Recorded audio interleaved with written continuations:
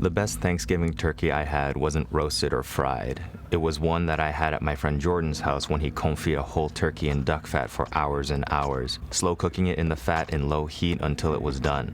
It was the first time I ever had a turkey that was better than the sides. That was an introduction to confit for me, a French way of preservation that resulted in a luxurious way of cooking.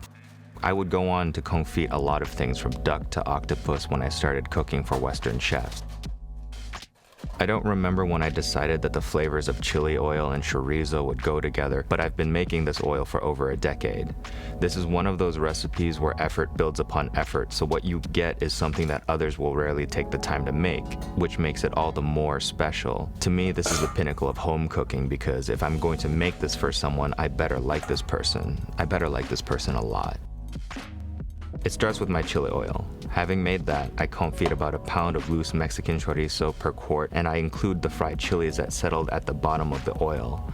In a small pan, make sure that all of the chorizo is covered, adding as much extra oil as you need to make that happen. Cover and pop it in an oven at 225 degrees Fahrenheit for 3 to 4 hours. After that, just strain the oil and toss the chorizo with some noodles, cumin, and soy sauce, and top with scallions. The oil you can use in place of anything that you would use chili oil for. There's an extra layer here.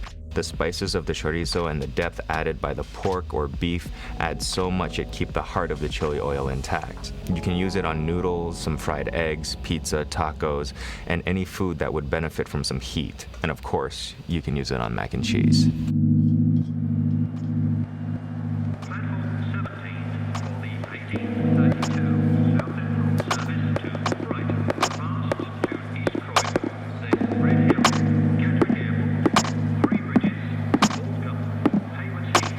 Noodles.